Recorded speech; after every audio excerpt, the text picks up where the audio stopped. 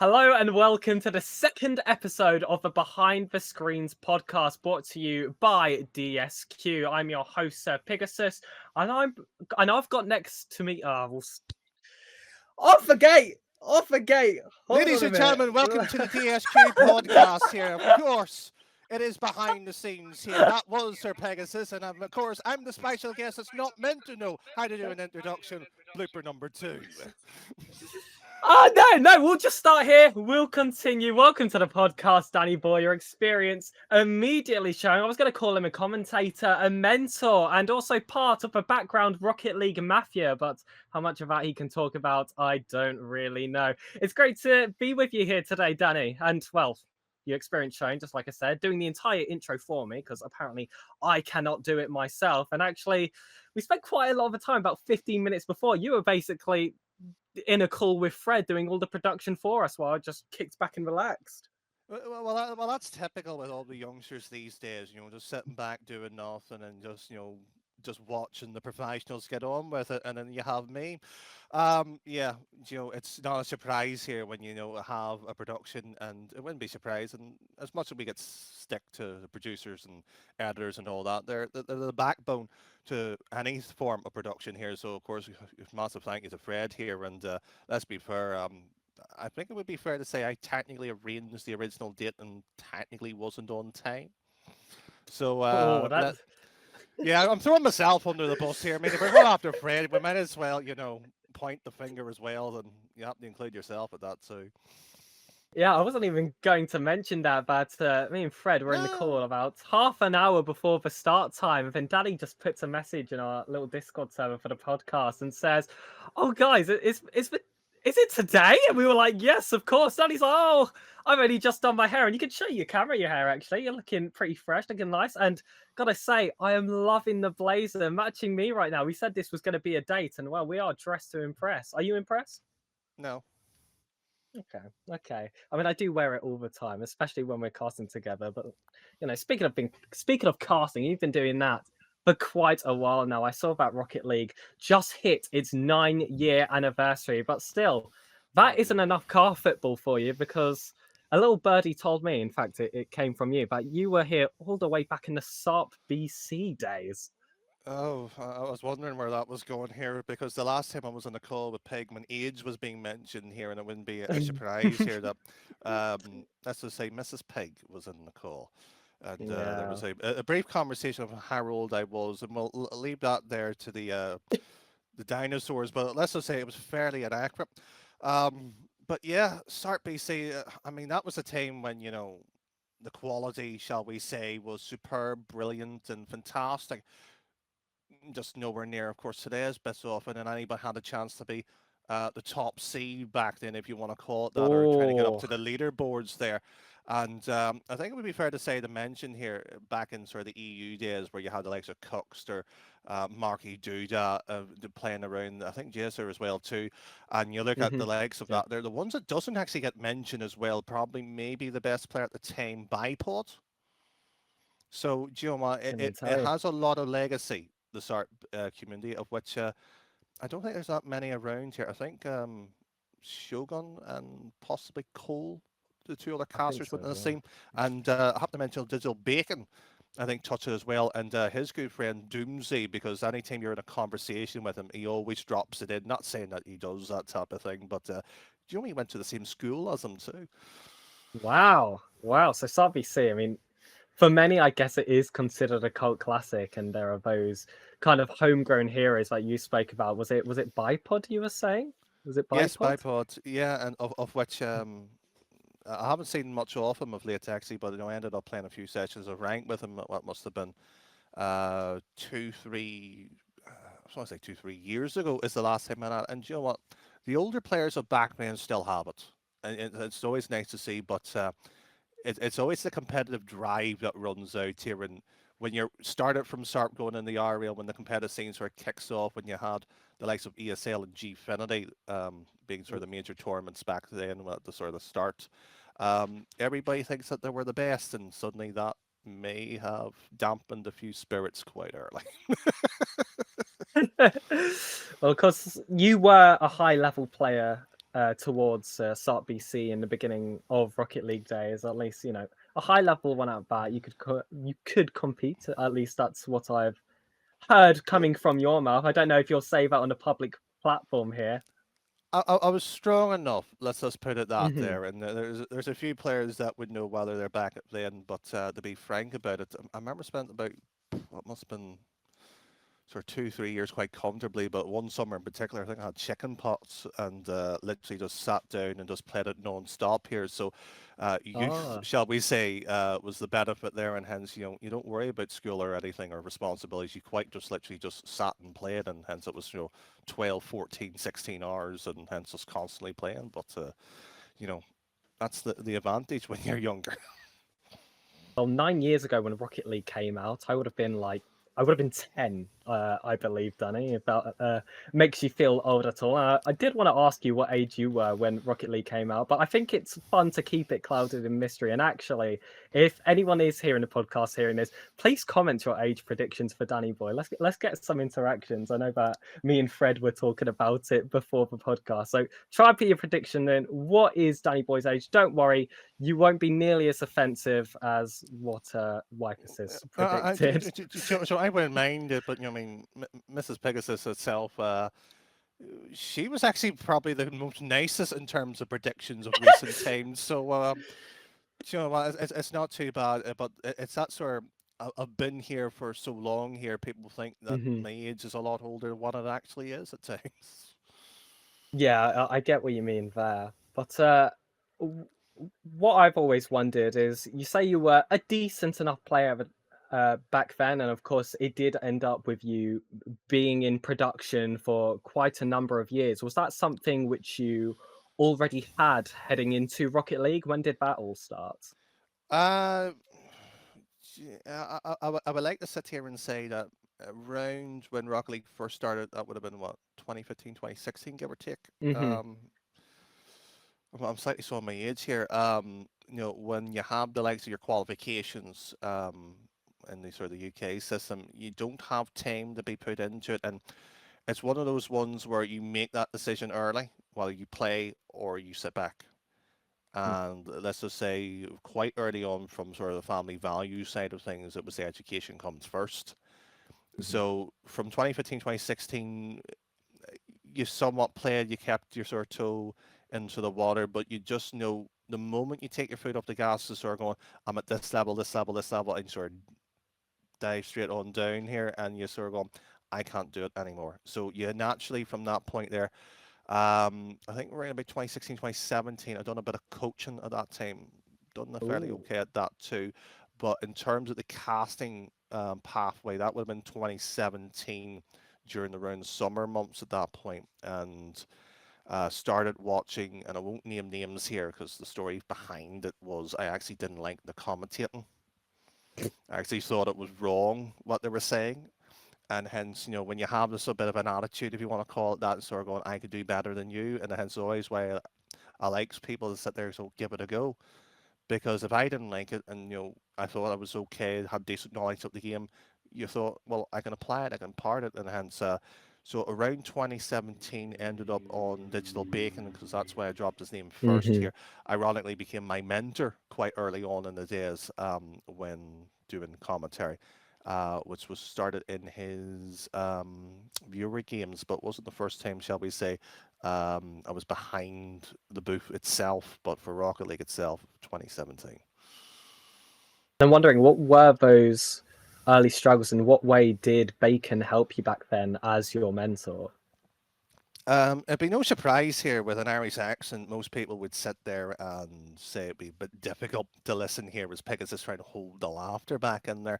Um, let's just say my style of commentary could be put down to horse racing or an auctioneer. So you're going Okay. so quick and so fast, and nobody can understand it, and it's basically like blah blah blah blah blah blah blah. I understand what I'm saying, but nobody else does, and hence that sort of initial first thing that you always get told when a caster rabbits, and sorry, the old school method. And I'll leave that there for maybe a finish line for you here. You got told to quite literally, um, slow down, and casting is either play-by-play in colour, of which at that time Bacon's vines quite heavily go down to colour, and hence you would move into sort of that sort of nice rhythm of a pace and find your feet quite early. So that's what he done quite well in terms of the actual casting, but it's also the opportunities that you got to. Um, Bacon was quite actually decent at that time because he was also an operator. If I got the rules right here, because the name change actually happened around I think that time or 2018 in Rewind Gaming, where a lot of the, shall we say, the old veterans have came from, where the sort of the hub of it got you your opportunities. But the first tournament wasn't European for myself. That was Vapor Esports Wow. in the OCE of all things. Um, so I find that somewhat funny because I couldn't get a spot in Europe at that time. I was, by most people's opinions, not a very good caster. So I had What? to, as a typical Irishman, get onto the boat and go to another country to find work. Well, I do actually want to mention that Irish heritage when it does come to your casting, and you've spoken about criticism. Well, Yeah. I know a certain caster who does criticism better than no other, and it's quite a polarizing style, let's just say. I think the name Roy Keane has come to the mind of many people when they've seen your casting, especially from a couple of years back before, well, at least in RSC, which I'm very familiar with. I think someone got told to tone it down a bit. Did you always have that style? um, uh, no, and yes. Hmm. I was wondering what the questions were going to be, and Pig refused to Hmm. tell me here, and I was wondering where that sort of. I presume Archeon had that, or maybe particularly Sauce here from I think it RC was in terms of Source. the yeah um yeah we'll get to Sauce and RC in but yeah, the Roy Kingism. um i- i- Bacon and I had a very much, shall we say, good cop, bad cop, and that's the way it was, but wasn't necessarily the start of it. Because the way I somewhat looked at casting, especially as an analytical caster, and the way I described it, and probably looking back on it was wrong. It was a journalistic style. Mm. You saw the action, you say what happened, and hence you give an opinion on it. And hence I was quite good at giving opinions. Just not necessarily what ones people would like to hear, and whether I got it right or wrong, well, that's of course objective. Of course, top end players would firmly disagree with me.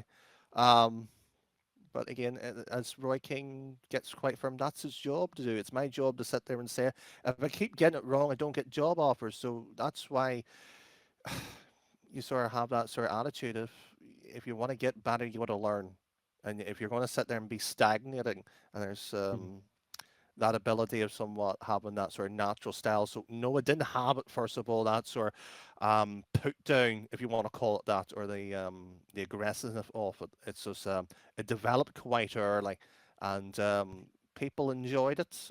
And you know, I'm not saying you stick to what's popular, but if Mm. it works, why change it? But looking back on it, what would be 7 years now, I would heavily advise against it, personally myself, because I don't think it has a.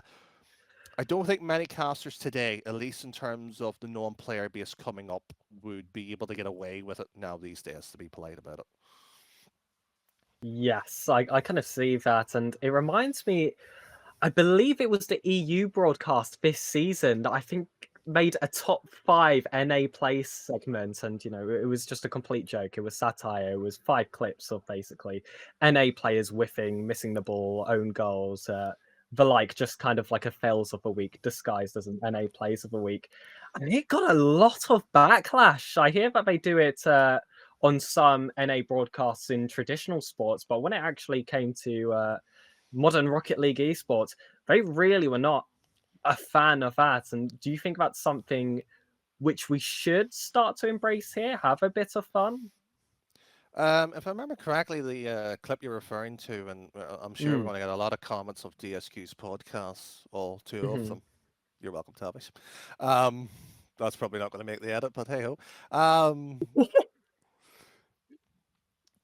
in terms of sort of the tongue in cheek, just like that sort Mm, of type of comment is, it's okay with friends. It's okay to mhm. have that somewhat familiarity or the banter or that sense of it. And this is where, even from the early days of my career, when you asked me about that sort of style of casting, you also have to sit there and make the judgment: what is professional, what is personality, and what is just not there.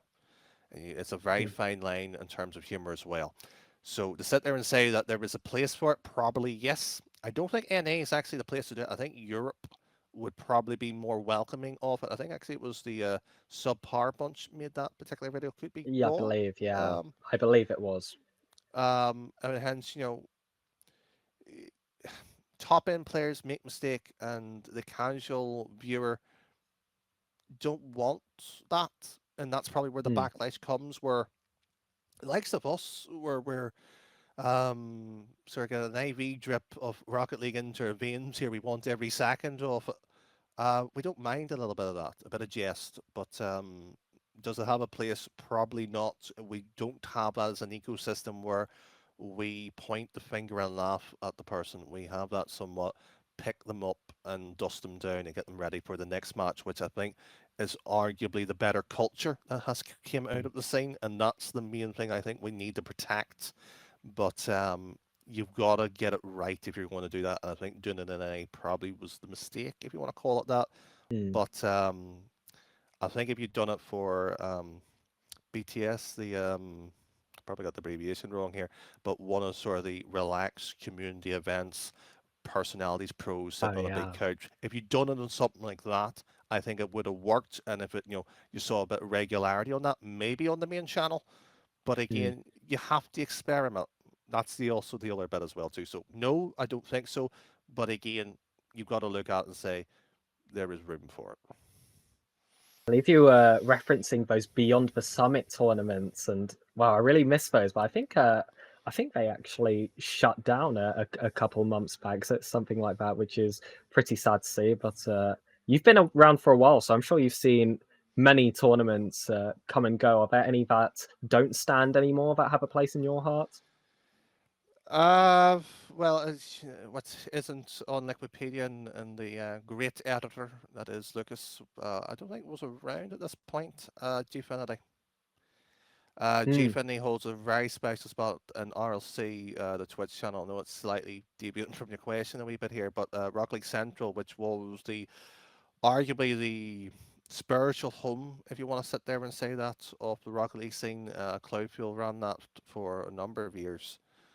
And hence G Finley done the online tournaments, and Monday, Tuesday, Wednesday, and Thursday was your weekly events, of which now got swapped and changed here. But I think the last iteration back in what must have been 2017, maybe a wee bit later. Monday and Wednesday, Rocket Baguette, and then RLC was Tuesday and Thursdays, and that was my first introduction really to big European names. That is where you saw, from a commentator's eye, the likes of Greasy, world champion, Very Peak, potential or future world champion at that point, was a runner-up. You know, Turbo Pulse, so one-time world champion. You had oh, the baby steps, if you want to call it that. When you look back in that sort of going, what do you mean Turbo one-time world champion? You're insulting the man. Or K-Dub, three, four, all these, big, multi-time world champions. They started from somewhere, and for me, that's the one event I look at and sort of going, we need to have something like that back. And maybe that's from um, a very much a wishful memory sort of sake of it, because, I've done this for 7 years and I got up every day to do those broadcasts. I don't think I missed one, maybe two, maybe. But pretty much it was there every time, and there was just myself and Bacon. I think Jam and Miss Sky was the two original casters, and it just became us two, and that was like for 3, 4 years straight. wow, that sounds incredible. Like you said, one-time champion Turbo Pulsar. For me, that is just ridiculous. I mean, I remember watching him uh, get his most recent one. He had won many before I'd even really gotten involved with esports whatsoever as a spectator. So that must have been just an incredible thing to witness. If you want us to talk about witnessing something as well, and where you saw the Blue Tex RLCS Elite Contender World Champion, I'll even Mm. go back to something even snazzier than that. And Pegasus probably wasn't even born by this point.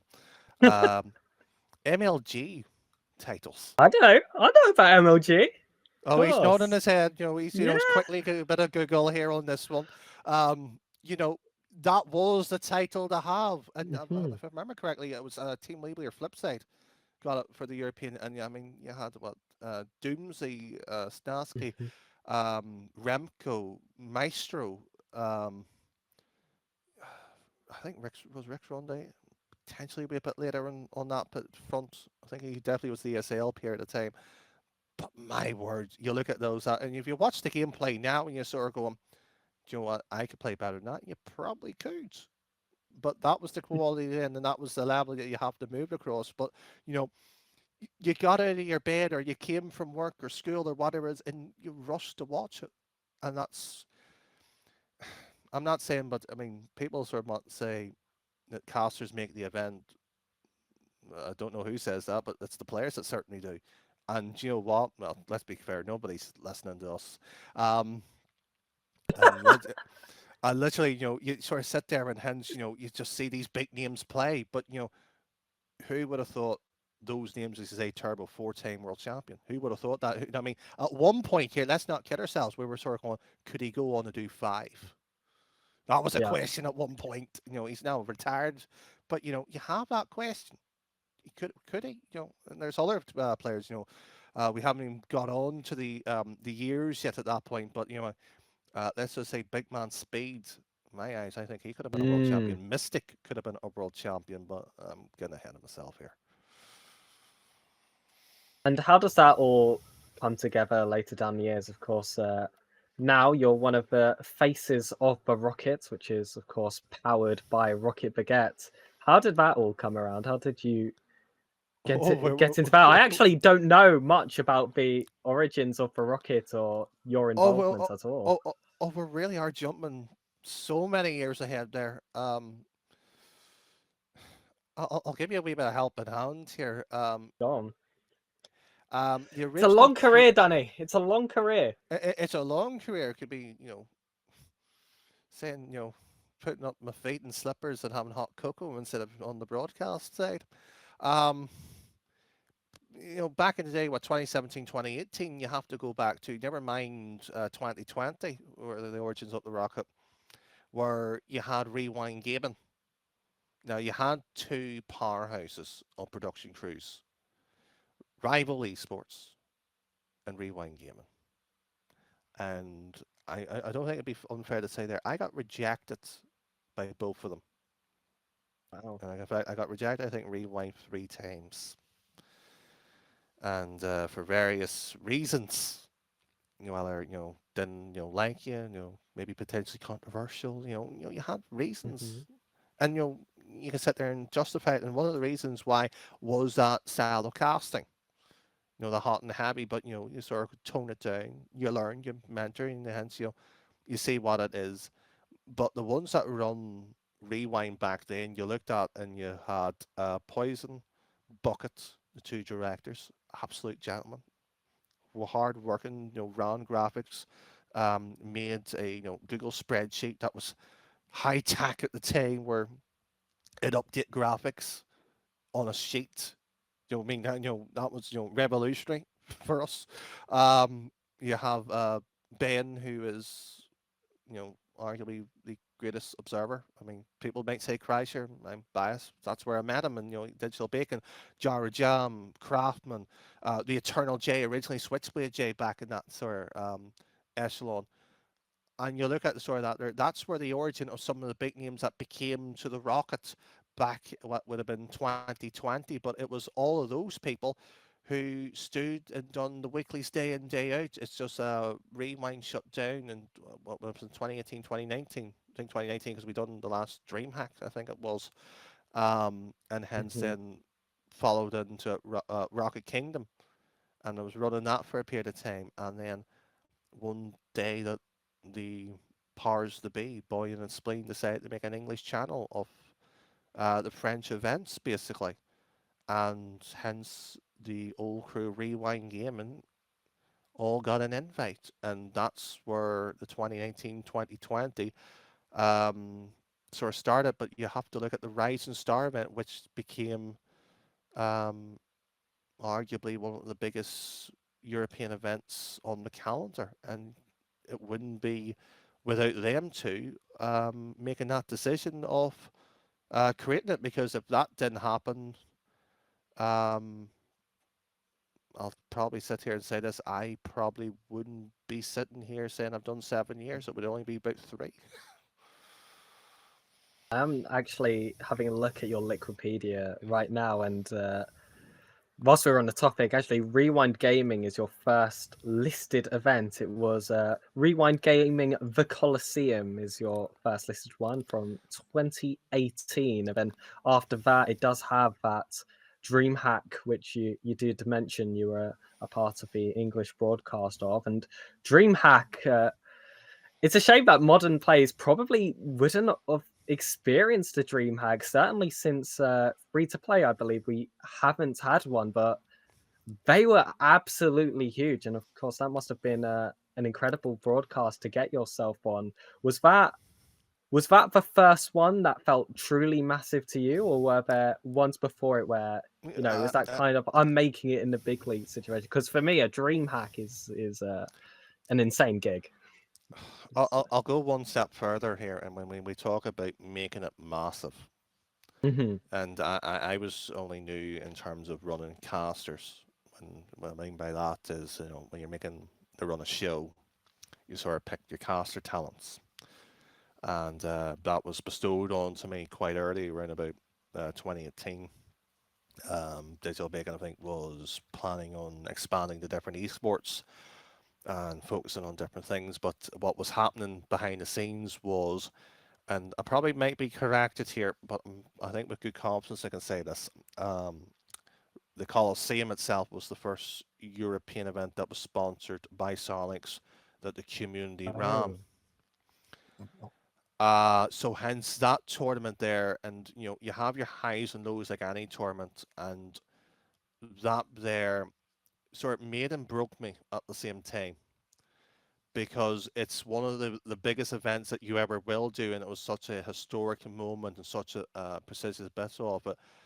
But it also taught me that I had a lot of learning to do when casting, because Mhm. you made mistakes, and hence Cole and Stumpy, that was the first time I made them, and they gave me one or two pieces of advices, and it sort of took about sort of 4 or 5 months to learn from it, and hence it's why you may also see a bit of a gap there, because at that Mm. stage there, it's not that I didn't want to cast any other event as well too.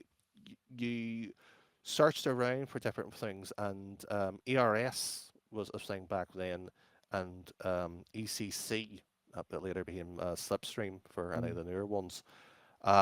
You spent your time and learning your craft there, but that there was the event that you sort of look at and you sort of go, that's the one that I want to do. Mm. And when you get a taste of something, you just you find it hard to say no. And that's there is that single event there probably put the spark there for me.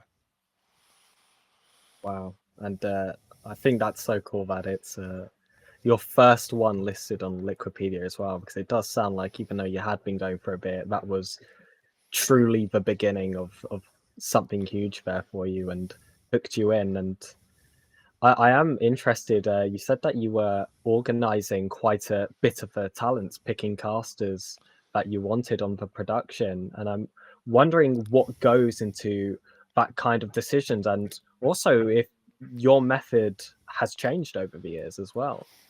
Um, yeah, we're well, to put it in this way here, one of the probably the greatest casters of all time, especially if we're talking about Rocket League, Hmm. happened to apply to Rewind, give or take about what must have been 3, 4, 5 months, maybe a wee bit more than that.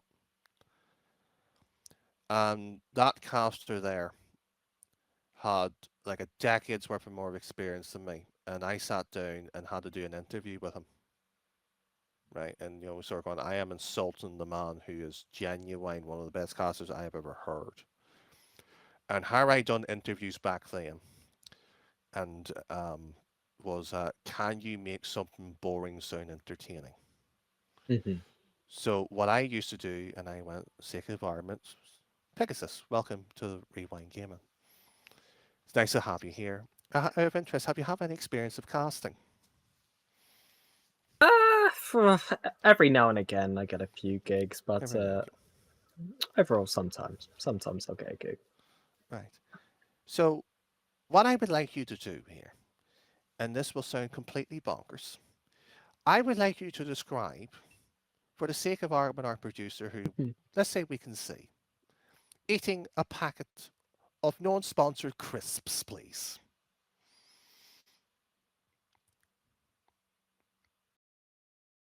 Not mime, actually cast it, Pegasus. Oh, Yes. sorry. Sorry, I'm just feeling hungry. All right, so casting someone eating a pack of crisps Yes.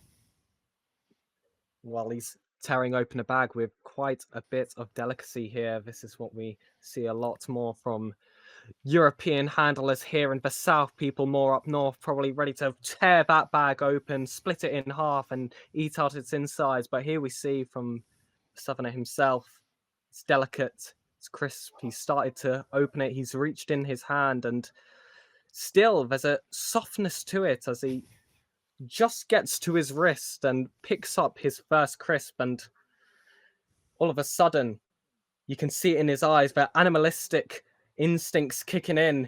He's got his food. He can smell blood in the water, and he started scoffing it down. All delicacy thrown out the window as he enjoys a delicacy for himself. Unsponsored crisps. I felt like I had to mention that somehow. Yeah. Did I do well? Was that a good exercise? I did not feel prepared whatsoever for it, I must Well, say. well, But I enjoyed myself. welcome how this feels to me. I don't like these type of interviews, as Peg would know. That's a conversation we'll touch on. But that's the one thing, or a few other things I used to throw in, because I can tell, a caster is good. I watch the reels, I watch the VODs and all that there. I want something a little bit different. So I used to throw in, something bonkers. And a little bit of that there is I like improv. Do a wee bit of that myself. Okay. And hence, I sort of thought, you know what? Why not make something boring interesting? And then listen to the way that you cast it. Either if it was analytical, was it, Harry popped it, the sounds and everything, or detail oriented? Was it big and loud? Was it, trying to be hype about it? And hence, try to work in ways of that there. Completely bonkers of a method, and you sort of go, this does not work. But this is the man that if I done this to 10 years, just to tell you who it was, this is Relic, by the way. Ah, of course. This is the man, by the way, who has what must be near 15, 20 years by this point. He's been in the scene so long, different esports. And I can't speak highly of this man. Can't speak, every word I can say about any of the current Rocket crew, past and present, I have nothing but genuine love for them all. And when you listen to a Relic cast, and I had to do the opening intro, or not intro, interview with Relic, and I'm sort of going, sorry, there's nothing I have to do. It's, Joe, what? Let's have a bit of fun with this. That's the interview, right? You're in. So when you had the caster talent and sheet, you sort of going, right, for the sake of argument, Digital Bacon, who did he cast with most likelihood is myself. Does that pairing work? Yes. Jam and Relic, does that pairing work? Crafters and Jay, does that work? Yes. That's your pairings. That was how originally it was back done in the ye olde times. And that's when I followed the old methods, and let's just say the current methods probably used today are a lot more different to now, and that's probably because after listening to so many other voices and opinions that there is methods to other. I hate to give you a scientific answer. There is a few ways of doing it as long as you get the result. You know, it's standardized, or it's like mathematics. Just give me the answer, but how you get to it is not the not you don't care essentially. So um, yeah, I'll touch on how the rocket does it a wee bit later, but that's how back in the day was. It was, does the pairing sound good? Does it work? And from pretty much all of us there, bar Relic, we worked together for about 2, 3 years, if not some of them 4 by that stage. So Cool. it was an experienced crew, and I was the young one, and hence why it was given to me, I still don't know. Well, I know why, but it should have been given to somebody else if I look back on it. And like I said, those rewind events, they gave you that hunger, they gave you that drive. You got those dream hack opportunities, and I just want to know, during that time, which you said at least there's definitely a bit of a hole on the Liquipedia where you said you were working on yourself, and you'd realised from the advice of, I believe it was Stumpy and Cole, you said before, that you had Yeah. some things to work on as a caster. How did you go about doing that? And as a little bonus question, if you do you remember what that advice was?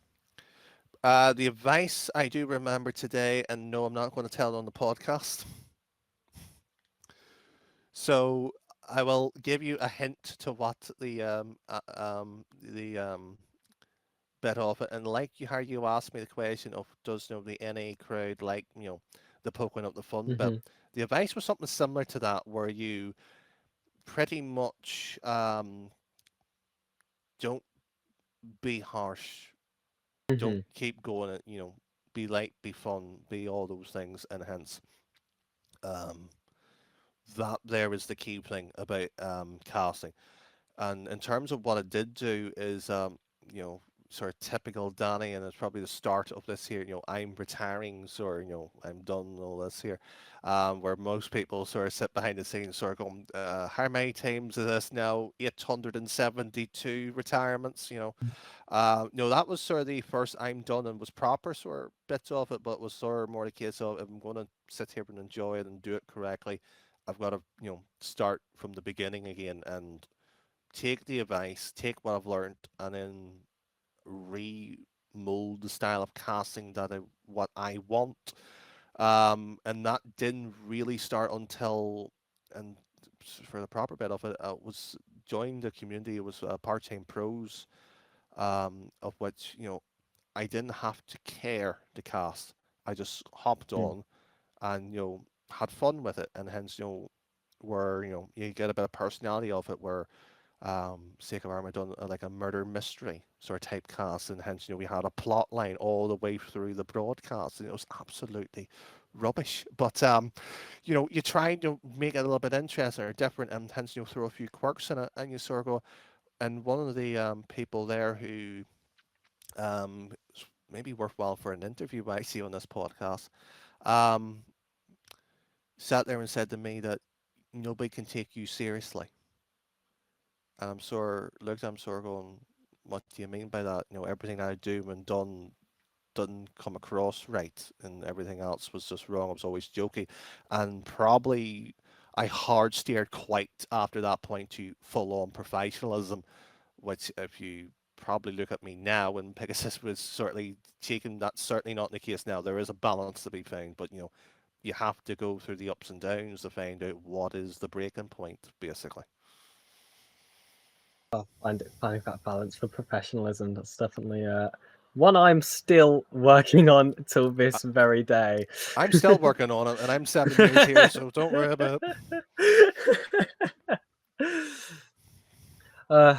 So when those dream hacks did come eventually, and you did take those opportunities, were you still getting mentored by the likes of Bacon and taking the advice of people like Relic and Bear? Were you still constantly seeking out that kind of help back then?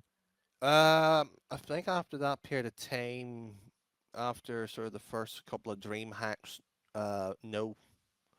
Hmm. Because at that point there, a lot of the the sort of top end at that time, rival was a thing. Now, when I mean rival, I'm referring to the rival series. I'm talking the second division, Yes. and rival esports is the production company that everybody knows and loves. Stood there and hence presented those events. Now, I wasn't there at that time, so hence, I couldn't be there. I couldn't, not there. So I'm not saying I sort of outcast it myself here, but I knew that if I was going to make myself known and make myself better, I've got to be my own man, essentially. Hmm. So you do your dream hacks, then you do the likes of APL, then you do esports championship, and some of the names I'm listing off here doesn't even cover. At that stage, I think there was other what would have been ERSC and RC. I don't think fully was around. Actually, no, RC was around. Sorry, and ACC just rebranded. I was still in those three, which is arguably the three grassroots at the time. Bubble, not bubble, sorry, grassroots at it. And I spent a lot of time being the big fish in a small pond sort of scenario and, working away. But at that stage there, and that would have been going into 2019, um, the first real change at that point happened where I wasn't on my own.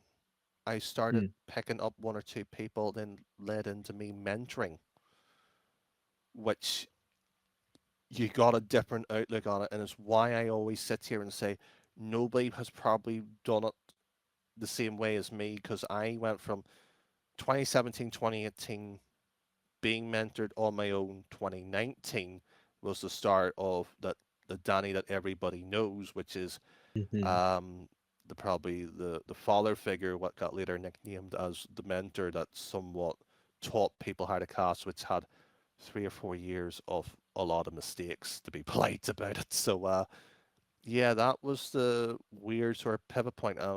Roughly 2019, Rewind closed down. That was the finals, and the major key bit of that. But I haven't gone off topic yet. Surprising. Keep Um, going. that tournament, the rival series was the last ever qualifier ran that year. And I don't want to give the background in terms of financials and that side of things. There's smarter people behind there, but things obviously weren't great at the scene at that point. And I think all that was to be mustered was like $200 for the sake of I can't remember the currency, but it's on Wikipedia. Check it out yourselves. It's called research. Um, and hence, Virtuoso and Natsutel and Brilliant and Wave were the big names. Tadpole, Ronicky, Speed, these were the starting off here, sort of type. And that was around September. And the week after that was, I think, the last ever Rival Series qualifiers, if I remember correctly, or something like that during that time period. So when that was happening, that was the last time that Rewind and the old crew, as it was, and everybody sort of disbanded. Now, the main group of all the casters I said there stuck together. I somewhat didn't. Did and didn't. I stayed in contact, obviously, with the likes of Bacon and played and talked and all that there. But that's when I started majorly mentoring and started, which would have been the first generation, which would have counted as Boyo, Juicy, and Stealthy Wolf, Mm. of which all Oh, came from wow. IEL. So that's how long ago we're talking here in terms of the start of the Danny that you see as the soft version, because back then Mhm. I wasn't soft at all. It sounds like it was actually quite a quick transition from you going Uh, from the mentored to the mentor. And at that point, it seems like there was something inside you that was naturally pulling you into that direction. And I was going to wonder, there are many casters in this scene, especially those at a high level, like yourself, that I would say are not doing the same thing, especially to the level you do, and all the way down to the grassroots level like you do. What was the pull? What got you to start doing that? Um, um, oh, I don't want to give a sloppy answer now here, but the straight answer of that there, I got fed up with how the scene was being run. Which sounds, oh, a bit of drama here, a bit of controversy. No, it's just The pit. you had rival, you had the Rewind bunch became over here. I think running Rocket Kingdom at that time, or the British. I'm trying to remember the old name for it, but basically it was Rocket Kingdom what it was now, and hence I couldn't get a caster for love or money. And hence Rise of Stars came about, and hence I said that's one of the most important events of it. If you go forward to like the PDKs, I think there's like 30 to 40 casters on. I brought everybody on and tried to move across here, and hence I sat in the main RL Discord, and that's where I probably met the likes of Boyo, Mhm. and hence he said I want to cast one day, and I think it was Ami Nation. I think Jeff from William Resolve now was part of it. I think from Mm. Barrage moved it out there. That's how I think I met him. I could be wrong here, but no, the name Jeff rings a bell here. I haven't done any prep. I'm just going off memory here. Um, and hence, I started doing those events. And hence, when you hear, people doing well and being successful and learning from the mistakes, and, you know, what also happened in that main bit of it, I also met somebody else, and we'll touch on that slightly. Um, you hear a different side of it, which is that I'm not doing it for myself. The one question that I would have asked if I was doing this interview, and what I always like asking is sort of going, do you want to be an RLCS caster? And Mm. one of the questions is, do you want to cast the World Championship or, RLCS, or in terms of when it was league play back in the day, or the rival series? And I've always answered no to that question. And I think most people will be surprised by that. I don't. Don't get me wrong, if somebody sat there and offered me an RLCS job today, the answer is no. And I have turned down an RLCS job before. Um, because I prefer being in the community level. And that's not because I can't cope going up the level.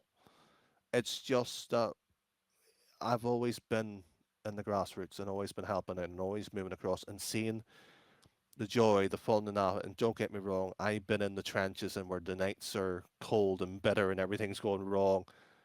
And it's those special moments that you see in casters. And hence, you make your friendships, you forge it, and hence it's why the likes of RC, when I sit down, and the likes when I sat down and talk to you, is Mm. what's next or how you're approaching it. It's such a silly question, but you have ambition, yes, but you also sit there and learn the people who wants to make it as a profession or make it as a hobby into maybe as a job, but the people who genuinely care. And um, you know that was the start of where the nurturing, shall we say, came in, and hence it just was non-stop from there. And well, you alluded to it earlier, but sounded like it was a lot tougher love at the beginning.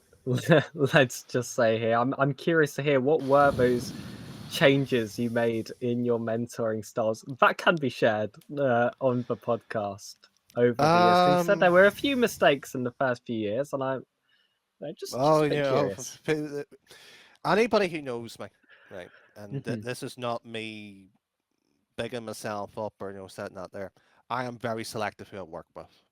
Um, and hence it's not because don't want to work with certain people for he's a better cast, he's going to outdo me or that there. I like the familiarity. I like the ability to sit down in an evening and have a conversation or play or and hence have them and understand what's going on, and you get to hear what's happening in university or what job they're doing or family life of it, and you build a natural chemistry, and you see um, people, make either a silly comment or do things that they shouldn't do, and hence, you're sort of going, you're going to make yourself unlikable. You don't want to become me. That's the way I always viewed myself as, I am the caster that everybody doesn't want. And I always put myself down. I've always have. And it's not the case of, can't dust myself down and pick myself up, but it was something like that there and sort of going, it was sort of like helicopter parenting is the only way I could describe it, and sort of going, don't do that, don't do that, don't do that. And you sort of realize that, these are people too. You need to make mistakes, and you also got to realize that the key thing as well with mentoring is that you got to have the ability to show your personality around. If you clone essentially a style of casting, and do this, and that, there you sound identical. It's why that when people are teaching, and I'll use that term loosely, of how to cast, especially with the North American side, and that's just my opinion, it's all sounds the same. At least with Europe, it feels a little bit more animated. Maybe that's me being biased. Of course I am, but it's why there's a lot of time where it's spent in terms of hammering in the basics or the foundations of how to do a simple transition, how to do an introduction, or how do you sit there and prep. Everybody's different, but you got to sit there and do it, and you got to spend a lot of time doing it. And if you can't get somebody to find the time for it, are they worth to put the time and effort in? And you know, as awful as it sounds here, you find the bluffers, and as the Roy King, that's his job. You've got to get the ones who are willing to do it. And I've been lucky enough, even through all the lows and highs, I've always found the people that I've enjoyed working with. Wow, there's plenty of thoughts going into all of that, and it sounds like that it's something that genuinely matters a lot to you. I mean, when you spoke there, that was I feel like the most actual emotion you put into things, and there is this kind of sense of the community that you really seem to love. And you said that, if you were asked for RLCS jobs, you do prefer to stay around at the grassroots level. Is that what keeps you around then? Is it that sense of community and finding new people? Is it shared passion, or is it just genuinely liking to build people up? Oh dear, we're welcome to the Danny I'm going to cry section here. Thanks for that. Mm-hmm. Before we recorded this podcast, we sat in the green room, and hence, God bless the psycho here, and hence, I could sit here and list off the main points I mentored over the years. Um, there's a photograph of in Germany of the World Championship of three people I hold quite dear in this thing. Now, don't get me wrong, there's many photos, and there's quite a few. There's about 4 or 5 I look back every so often. And they're referred to the kids in the rocket, and hence two casters on social media, and Pig knows exactly the two I'm probably talking about. Mm-hmm. And it doesn't matter how many sort of arguments or frustrations or battles or how many jobs you get them, or how, tribulations and trials that you go through. And mentioned Cali here, like Phoenix Wright, and hence something we bonded over quite quickly. Um, I look back at that, and every time I sort of go, why am I doing it? I look at that photo, and I sit there and see three smiles. The Mm-hmm. root and the history of why they got there, and why I put the time and effort there, is because I see the good in them. I see something special in them, and everyone is kind, sweet, gentle, and you know, as most people would sit here, I am the Roy King, the beast, this or the devil-like figure. No, he doesn't have a heart. I don't mind playing the character of the pantomime villain on broadcast, but behind the scenes, anybody knows me, I have got a temper. And that temper is not to put the fear of God into them, but to put the fear of God everybody else. Because, I'm here to support them. I'm here to get them into the places where they're meant to. So when I got offered the likes of the RLCS job, as much as I was tempted to, and there was days I was sort of going, should I, should I not? the first thought in my head was how many of the Rockets, how many of the people I mentored is getting that offer. That's the first thing that's in my head, and it's always been. So when somebody asks me, that you're says to me you're fully turning it down, no, I'm sorry here, but there's people in the Rocket I've spent 4 or 5 years, of which there's one who's recently retired. I look at it and sort of going, they should still be here. They should be, earning a salary. They should be here casting a second or, team streams, every week or while they're coaching or, I will say playing, but, I don't think Cycle would be happy to hear that. You know, that's, it's those moments there. And for a wee bit of inside information, the mafia, if you want to call it that, as Pig happily had said in the introduction, Psycho went down to London 3.0, and I been debating a few things, and hence I saw last night on the podcast at 2:30 a.m. That just shows you how recent this podcast has been, quickly on the turns here. Two photos, of which one had Potter smiling and SirPigasus, your wonderful endearing host here, with one of the most cheesiest grins possible. Every single woman I have mentored, I look at one of those photos, and that is the reason why I get out of bed, why I still do it. It's when I don't have that anymore, that's when I ask myself the question, do I stop? Do I retire? And that's the always the problem that I have in my head, because when one stops, you get another one, and you get another one, and you get another one. You sort of going, is this one too many? And it's at one point it felt like that, sort of going, you had, and I'm just going to rattle off here, the Rockets very quickly here. You had Boyo, Juicy, Stealthy Wolf, who moved into it. Then you had, in terms of mentoring purely wise, Spooks, Macfish, didn't really mentor him that much. Faded joined for a period of time. Didn't say that long. I think just retired, I think, at that point. Psycho came, and I suppose technically, but not really officially at this point, yourself here. And there's a few others who I've looked at over the years and thinking I move across, and one name I nearly forgot there was Tada, who later becomes Guild's sort of liaison to the scene itself, and fantastic player, a lot of history on him as well. So when you ask me in terms of that question about the community and everything else, it was my choice. All of those names I mentioned, barely even touch. Callie as well, who is our social media manager, not a caster at all. I spend more times asking myself, are they okay? What's happening? And I've stopped productions or scrims just to sit there and make sure they're all right. So to me, that's the priority. When you become a mentor or that somewhat in quotations father figure, you've got to spend the time and make sure. And hence, there's 3 people in the scene, maybe arguably 2, depends on how you look at it, where I have 3 of the closest friends, and it's because of this esport. It's because of what I've sat here and done.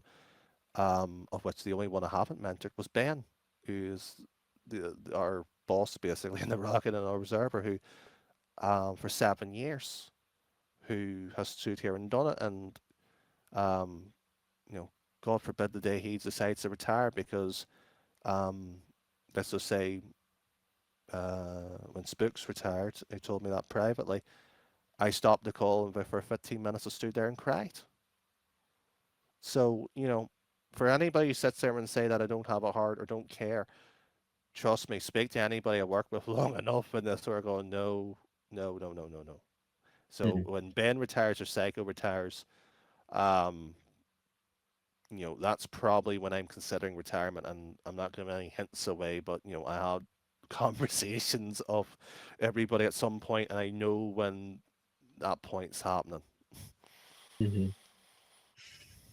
Well, I can say firsthand that you definitely show your warmer side, certainly behind the scenes, as one of those, we'll say, more modern casters that you have mentored. And there are a few other names that I can mention as well. You'll always get into a call, ask us how we are, how our day is. It's not all casting. Like you said, it is about building that rapport between each other and showing that softer side, which I don't think really people get to see. But I do hope when this podcast comes out, and if people do get certainly this far into it, I think this last part is the closest signs to what the real Danny is like behind the scenes.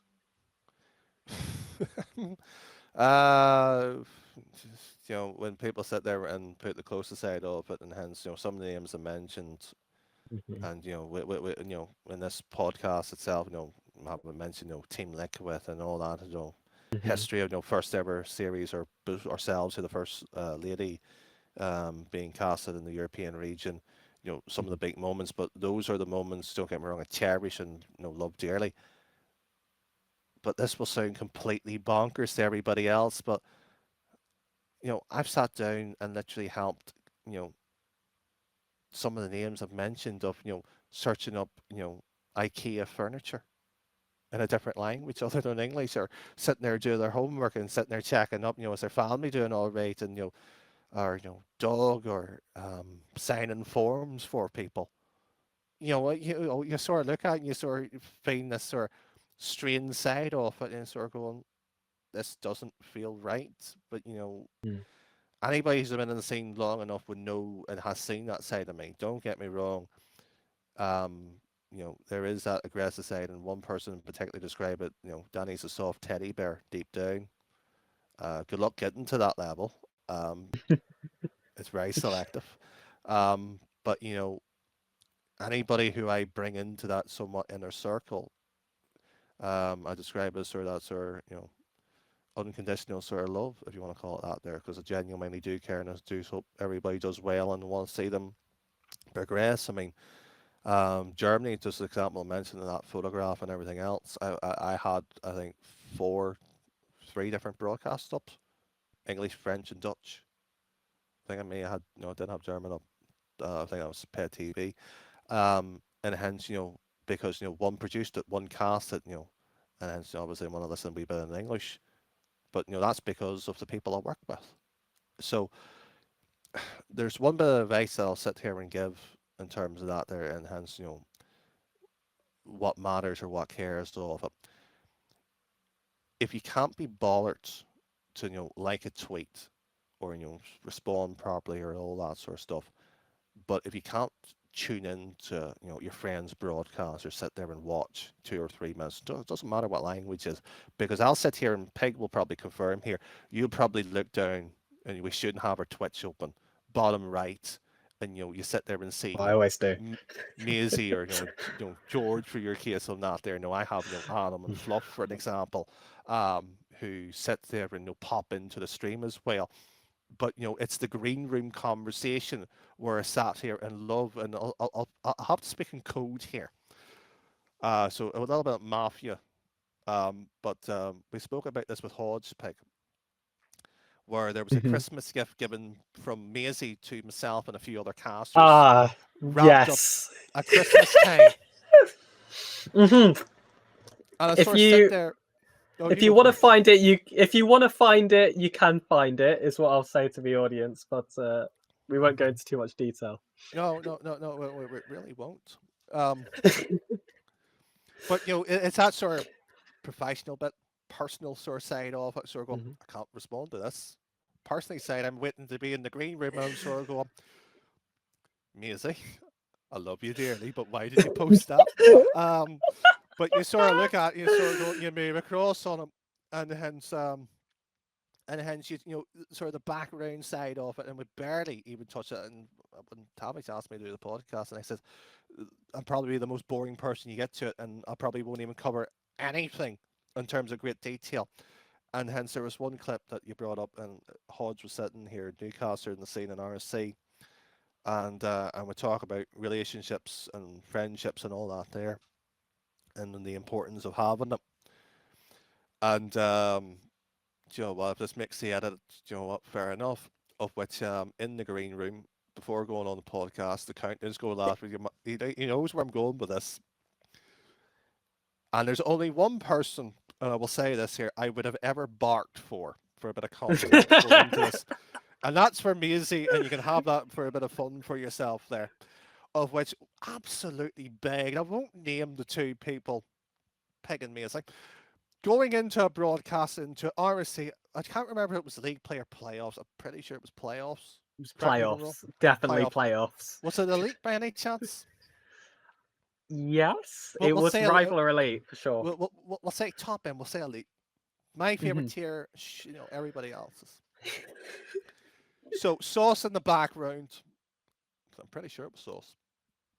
So we're sitting here with our games going down onto, and getting your countdown, 10, 9, 8, 7, and you hear Maisie going, please, please, please, please, please, please, please, and various other words at the background says, I know who I'm going to DM, and hence I'm sort of going, oh, please no, and hence you're getting the responses in between it, see the Twitch chat and sort of going, can this happen?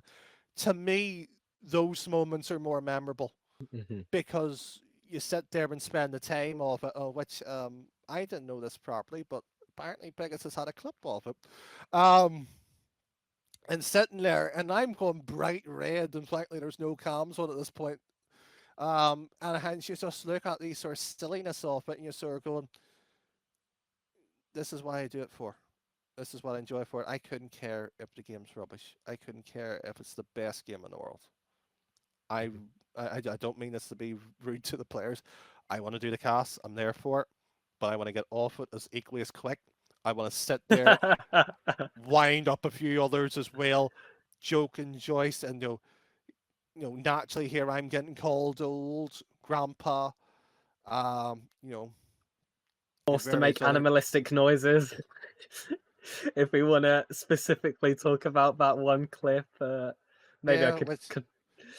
Well, you can feel free to set the thread. I doubt that's going to make the edits. No. I don't think it will. But those moments in the green room that people don't see, it's that community side which you do seem to echo your importance and love towards. It's the most important bit of it, and hence here how you know how you have a good crew, or especially how important of it is. And hence, sake of Arm of the Rocket, one of the big tournaments we have on it, 6-7 casters. You have your main producer, usually sake of Arm and Ben.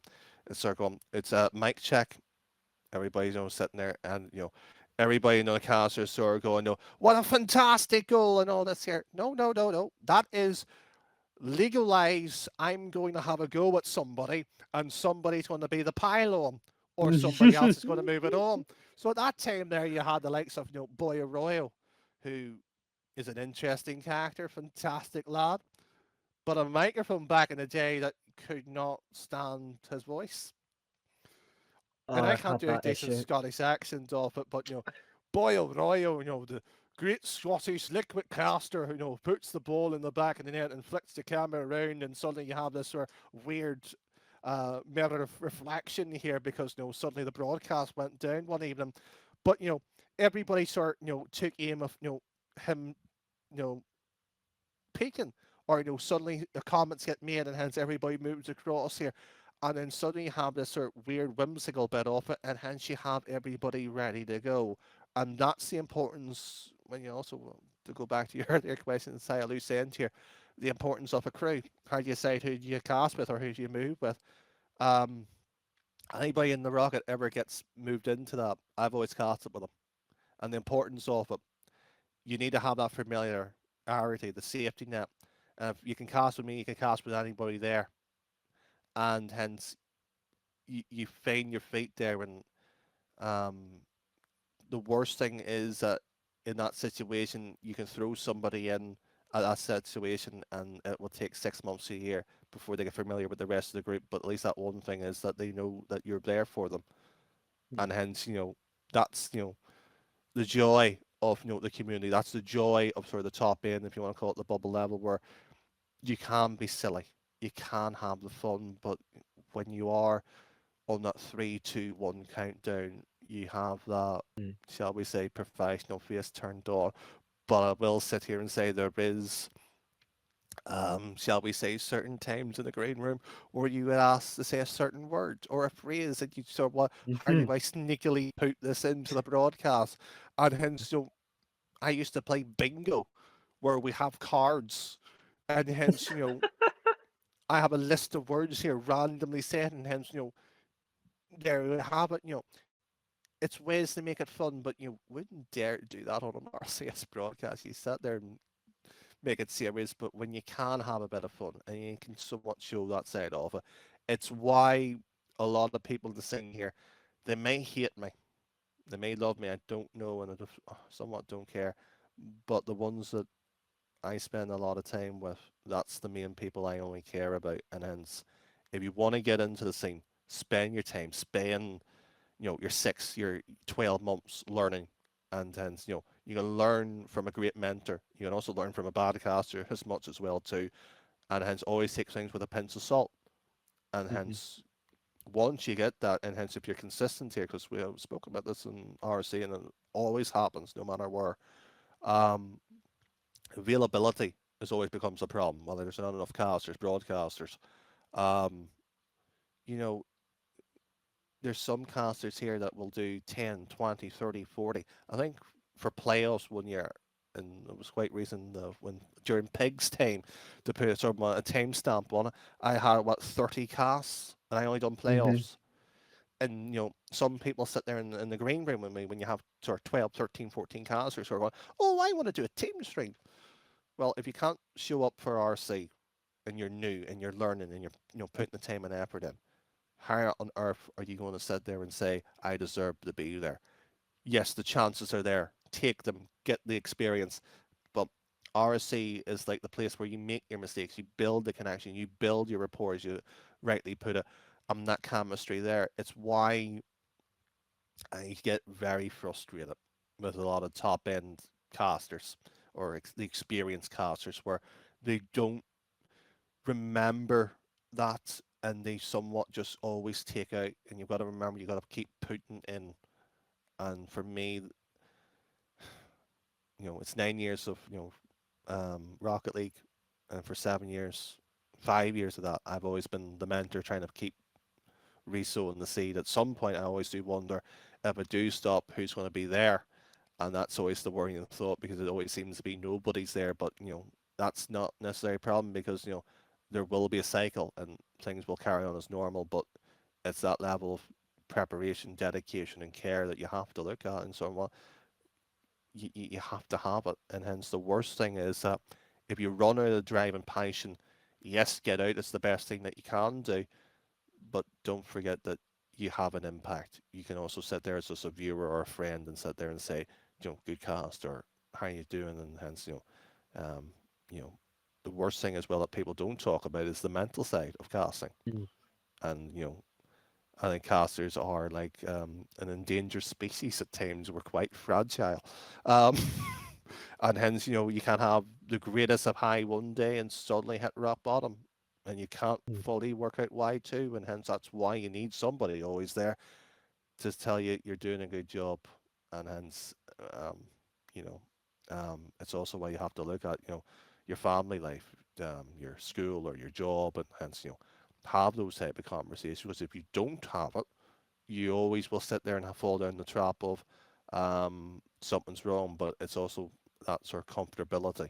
Can you have that conversation? That's what's key, and hence that's what's important to build that chemistry that I keep talking about. I keep banging on here. What must be the last 20 minutes?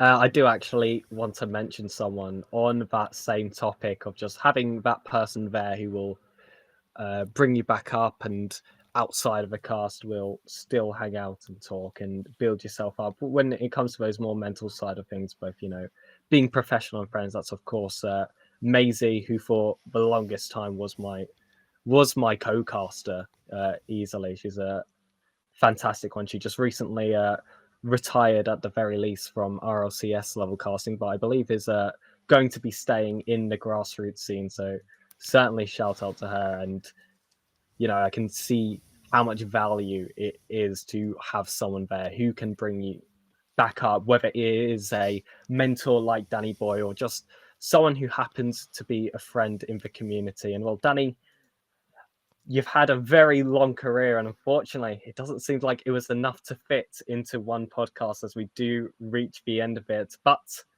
I do want you to give one last piece of advice for the up-and-coming casters, and I will take notes off screen. I hope you got a big enough pad here and enough tape.